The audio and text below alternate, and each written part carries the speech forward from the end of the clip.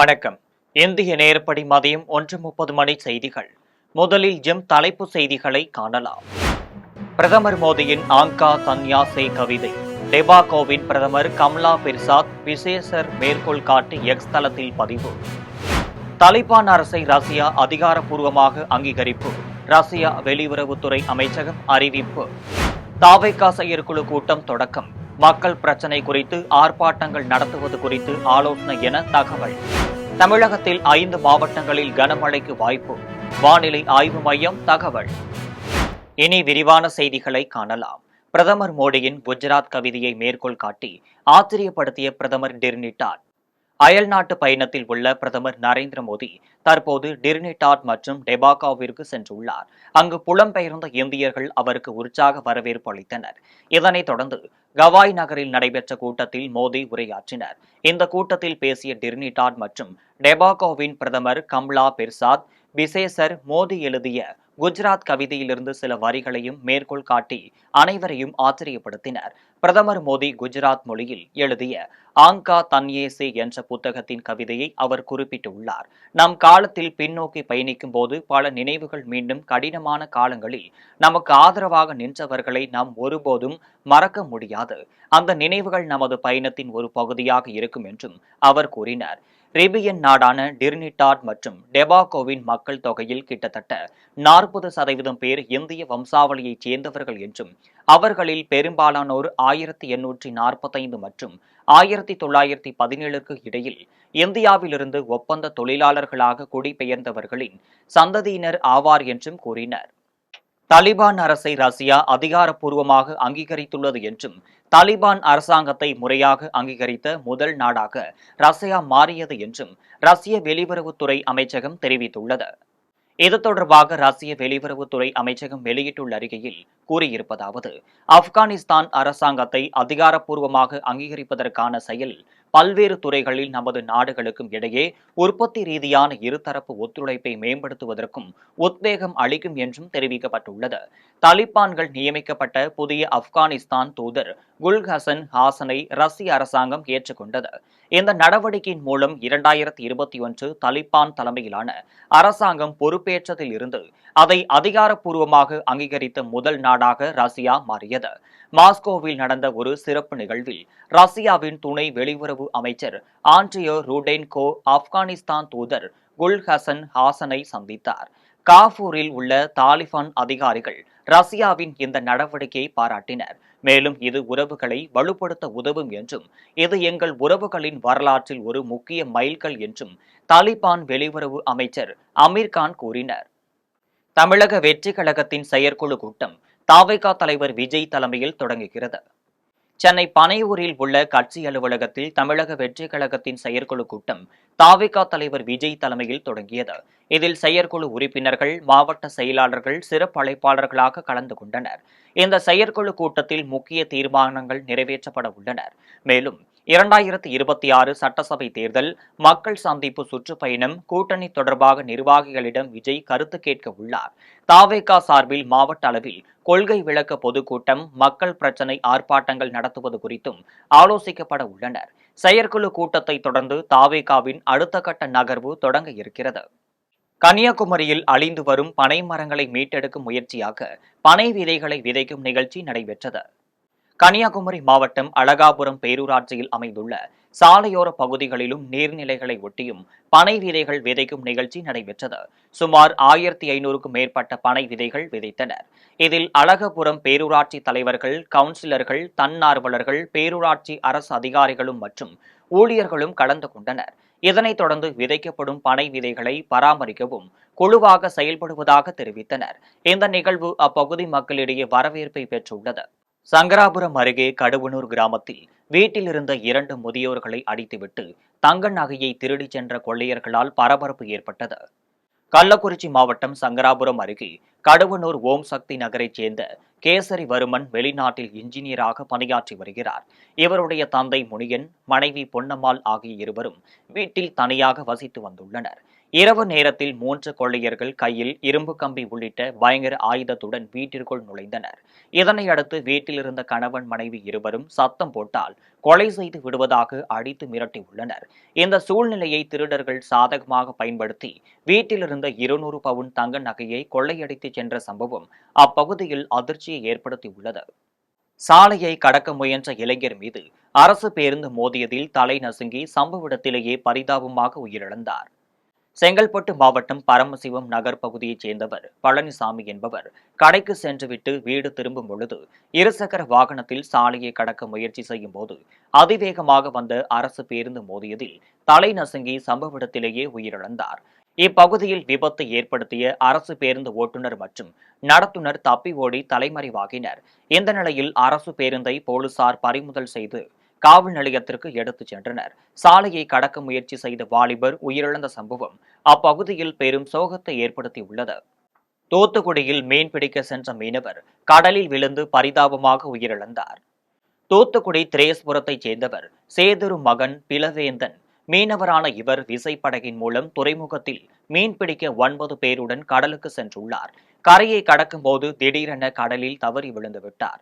இதனைத் தொடர்ந்து சக மீனவர்கள் அவரை மீட்டு 108 ஆம்புலன்ஸ் மூலம் மருத்துவமனைக்கு கொண்டு சென்றுள்ளனர். அவரை பரிசோதனை செய்த மருத்துவர்கள் அவர் ஏற்கனவே இறந்துவிட்டதாக தெரிவித்தனர். மீனவர் உயிரிழந்த சம்பவம் சக மீனவர்கள் மத்தியில் சோகத்தை ஏற்படுத்தியுள்ளது.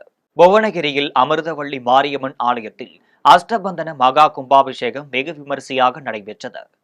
கடலூர் மாவட்டம் புவனகிரி அருகே தெற்கு திட்டை பகுதியில் அமைந்துள்ள அமிர்தவள்ளி மாரியம்மன் ஆலயத்தில் அஷ்டபந்தன மகா கும்பாபிஷேகம் வெகு விமரிசையாக நடைபெற்றது.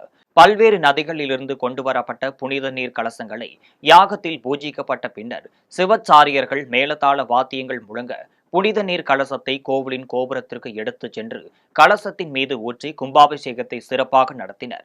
இதனைத் தொடர்ந்து பொதுமக்கள் மீது புனித நீர் தெளிக்கப்பட்டது. இதில் திரளான பக்தர்கள் கலந்து கொண்டு சாமி தரிசனம் செய்தனர். பின்னர் பக்தர்களுக்கு அன்னதானம் வழங்கப்பட்டது. மக்கள் பயன்பாட்டிற்காக கொண்டுவரப்பட்ட 208 நகர்ப்புற நலவாழ்வு மையத்தை காணொலி காட்சி வாயிலாக முதலமைச்சர் மு.க.ஸ்டாலின் திறந்து வைத்தார். மருத்துவ மற்றும் மக்கள் நல்வாழ்வுத்துறை சார்பில் தமிழ்நாட்டில் உள்ள மாநகராட்சி மற்றும் நகராட்சிக்குட்பட்ட பகுதிகளில் ரூபாய் 5,20,00,000 செலவில் புதிதாக அமைக்கப்பட்டுள்ள 208 நகர்ப்புற நலவாழ்வு மையங்களை மக்கள் பயன்பாட்டிற்காக முதலமைச்சர் மு.க.ஸ்டாலின் காணொலி காட்சி வாயிலாக திறந்து வைத்தார். அதனைத் தொடர்ந்து சென்னை மதுரவாயில் 148வது வட்டத்தில் மாமன்ற உறுப்பினர் கிரிதரன் நகர்ப்புற நல்வாழ்வு மையத்தில் குத்துவிளக்கேற்றி தொடங்கி வைத்தார். இதனைத் தொடர்ந்து பொதுமக்களுக்கு இனிப்புகளை வழங்கினர். இந்நிகழ்ச்சியில் பொறியாளர்கள், துணை பொறியாளர்கள், சுகாதார ஆய்வாளர்கள், நகர்ப்புற ஊழியர்கள் மற்றும் அமமுக தொண்டர்கள் கலந்து கொண்டனர். ஈரோட்டில் பள்ளி மாணவன் சக மாணவர்களால் அடித்து கொலை செய்யப்பட்ட சம்பவம் பெரும் பரபரப்பை ஏற்படுத்தியுள்ளது. ஈரோட்டில் +2 மாணவன் மயங்கி விழுந்து உயிரிழந்ததாக கூறப்பட்ட சம்பவத்தில் திடீர் திருப்பம் ஏற்பட்டுள்ளது. ஈரோடு கும்பலன்பேட்டை அரசு பள்ளி மாணவர் மர்மமான முறையில் மரணமடைந்த நிலையில் சக மாணவர்களிடம் போலீசார் விசாரணை நடத்தி வருகின்றனர். மாணவர்களுக்குள் ஏற்பட்ட தகராறு காரணமாக நடந்த தாக்குதலில் உயிரிழந்ததாக முதற்கட்ட தகவல் வெளியாகியுள்ளது. தாக்குதலில் ஈடுபட்டதாக 2 மாணவர்களிடம் காவல்துறையினர் தீவிர விசாரணை நடத்தி வருகின்றனர். வீட்டுமனை பட்டா வழங்கப்படும் என்ற தமிழக முதல்வர் மு.க.ஸ்டாலின் கொடுத்த வாக்குறுதியை நிறைவேற்றாமல் மக்களை ஏமாற்றி வருவதை கண்டித்து தமிழ்நாடு மலைவாழ் மக்கள் வருவாய் கோட்டாட்சியர் அலுவலகத்தில் முற்றுகையிட்டு போராட்டத்தில் ஈடுபட்டனர். செங்கல்பட்டு மாவட்டம் மதுராந்தகம் செய்யூர் தாலுகாவில் உள்ள பழங்குடி இருளர் மக்களுக்கு நீண்ட காலமாக வீட்டுமனை பட்டா வழங்கப்படாமல் உள்ளதை கண்டித்து தமிழ்நாடு மலைவாழ் மக்கள் சங்கம் சார்பில் மதுராந்தகம் பஜார் வீதியில் 200க்கும் மேற்பட்ட பழங்குடியினர் இருளர் இன மக்கள் ஊர்வலமாக சென்று ஆர்ப்பாட்டத்தில் ஈடுபட்டனர். இதனைத் தொடர்ந்து வருவாய் கோட்டாட்சியர் அலுவலகத்தின் முன்பு அமர்ந்து முற்றுகை போராட்டத்தில் ஈடுபட்டனர். உடனடியாக பழங்குடி இருளர் இன மக்களுக்கு பட்டா வழங்க வேண்டும் என வருவாய் கோட்டாட்சியரிடம் மனு கொடுத்தனர். இந்த போராட்டத்தின் பொழுது அவர்கள் கூறுகையில் திமுக ஆட்சிக்கு வந்தால் 15 நாட்களில் பட்டா வழங்கப்படும் என கூறியதாகவும், திமுக ஆட்சிக்கு வந்து 4 ஆண்டு காலம் மேலாகியும் இன்று வரை பட்டா வழங்காமல் முதல்வர் மு.க.ஸ்டாலின் தங்களை ஏமாற்றி வருவதாக குற்றம் சாட்டி கோஷங்களை எழுப்பி தங்களுடைய எதிர்ப்பை தெரிவித்தனர். திருவொற்றியூர் பகுதியில் மின்சாரம் தாக்கி மாணவன் உயிரிழந்த சம்பவம் அப்பகுதியில் பெரும் சோகத்தை ஏற்படுத்தியுள்ளது. திருவொற்றியூர் சுற்றுவட்டார பகுதியில் திடீரென மழை பெய்த நிலையில் ஒரு குறுகலான தெருவில் தேங்கிய மழை நீரில் மின்சாரம் கசிவு ஏற்பட்டு இருந்தது. இந்த நிலையில் எதிர்பாராத விதமாக அந்த வழியாக டியூசன் முடித்துவிட்டு வீட்டிற்கு சென்று கொண்டிருந்த மாணவன் நவ்பல் தண்ணீரில் கால் வைத்தபடி நடந்தபோது மின்சாரம் தாக்கி துடிதுடித்து பலியாகினர். இதனைத் தொடர்ந்து பொதுமக்கள் அதிகாரிகளுக்கு தகவல் கொடுத்தும் நீண்ட நேரம் ஆகியும் வராத நிலையில் ஆத்திரமடைந்த மக்கள் சாலை மறியல் போராட்டத்தில் ஈடுபட்டனர். இதையடுத்து சம்பவ இடத்திற்கு வந்த போலீசார் போராட்டத்தில் ஈடுபட்டவர்களை சமாதானம் செய்து இறந்த இளைஞரின் உடலை கைப்பற்றி அரசு ஸ்டாலின் மருத்துவமனைக்கு பிரேத பரிசோதனைக்காக அனுப்பி வைத்தனர். அதே மாதிரி ஊழியர்கள் இல்லாத ஒரு இபி ஆஃபீஸ் இருக்குதுனாக்கா அது காலடிப்பட்ட இபி ஆஃபீஸ் தான். அதே மாதிரி ஃபோன் எடுக்காத அநியாயக்காரர்கள் அதிகாரத்தில் இருக்கிற இபி ஆஃபீஸ் நம்மளுடைய காலடிப்பட்ட இபி ஆஃபீஸ் தான். அதே போன்று எந்த விஷயத்திற்கும் விரைவாக அவர்கள் வரமாட்டாங்க. நாங்கள் பொதுமக்களாகிய நாங்கள் தான் ஒவ்வொரு வீட்லேயும் கேபிள் மாற்றணுமா அது காசு கேட்பாங்க. அதே மாதிரி நீங்கள் ஏதாவது ஒரு பாக்ஸ் மாற்றணுமா நாங்கள் தான் வந்து இனி கூட நம்ம ஒரு டிரான்ஸ்பாரம் வைக்கிறதுக்கு ஊர் காசில் 10,000 ரூபாய் செலவு பண்ணி தான் நாங்கள் ஒரு மேடை அமைச்ச பிறகு அதில் தான் வைப்பாங்க. இவங்க அரசாங்க பணத்தை என்ன பண்ணுறாங்கன்னு எங்களுக்கு தெரியல சார். அப்துல் காதர், தாங்கள் குடியிருப்பு நல சங்கத்தினுடைய தலைவர். செய்யாறில் புதிதாக அமைய உள்ள சிப்காட்டிற்கு எதிர்ப்பு தெரிவித்து விவசாயிகள் சிப்காட் அலுவலகத்தில் உள்ளிருப்பு போராட்டத்தில் ஈடுபட்டனர். திருவண்ணாமலை மாவட்டம் செய்யார் அருகே செய்யாறு சிப்காட் ஏற்கனவே 2 அலகுகளுடன் செயல்பட்டு வருகிறது. இந்த சிப்காட்டை விரிவாக்கம் செய்யும் நோக்கத்தில் 3வது அலகு மேல்மா பகுதியில் அமைத்திட அரசு முனைப்பு காட்டி வருகிறது. அதற்காக மேல்மா உள்ளிட்ட 11 கிராமங்களில் சுமார் 3174 ஏக்கர் நிலம் கையகப்படுத்திட அரசாணை வெளியிடப்பட்டுள்ளது.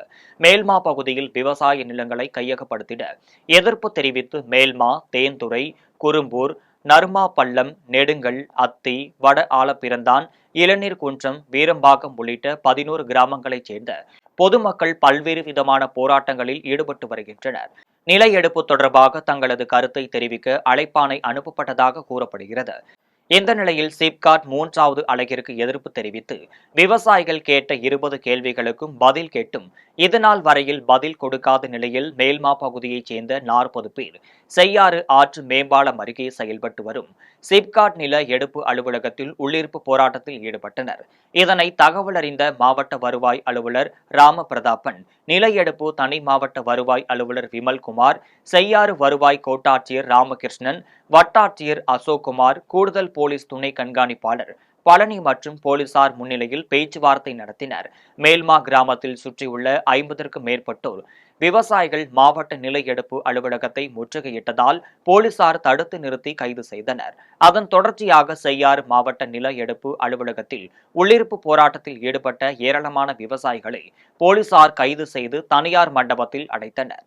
2021 சட்டமன்ற தேர்தலில் நாம் தோற்கவில்லை, துரோகிகளால் வீழ்த்தப்பட்டோம் என விழுப்புரம் மாவட்டம் செஞ்சியில் நடைபெற்ற ஆலோசனைக் கூட்டத்தில் முன்னாள் அமைச்சரும் அதிமுக மாநிலங்களவை உறுப்பினருமான சி.வி. சண்முகம் தெரிவித்துள்ளார்.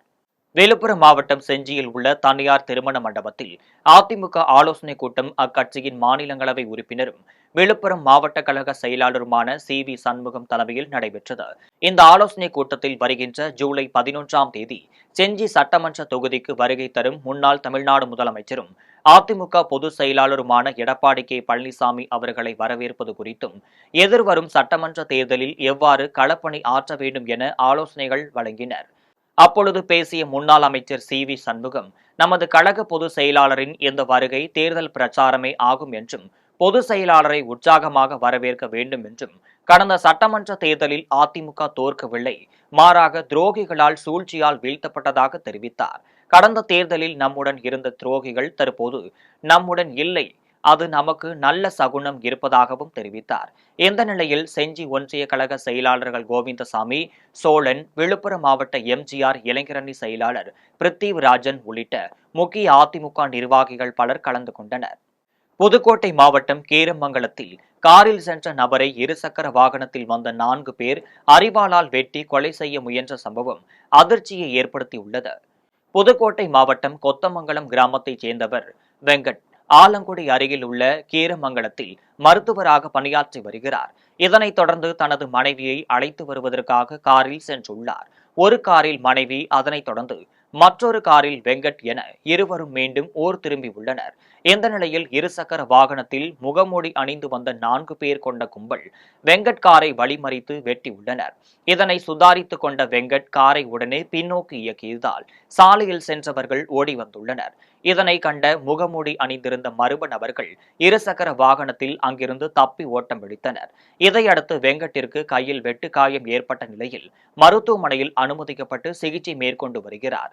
இந்த கொலை முயற்சி காரணம் குறித்து போலீசார் தீவிர விசாரணை மேற்கொண்டு வருகின்றனர். மீண்டும் ஜெம் தலைப்புச் செய்திகள்.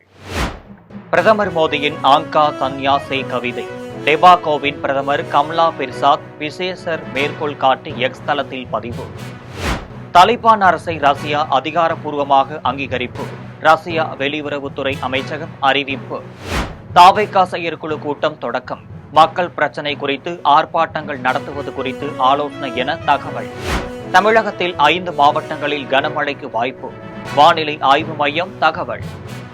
இத்துடன் ஜெம் செய்திகள் நிறைவடைகின்றன. மீண்டும் ஜெம் செய்திகள் மாலை 6 மணிக்கு. உடனுக்குடன் செய்திகளை காண GemLive.tv என்ற இணையதளத்தில் இணைந்திருங்கள். நன்றி, வணக்கம்.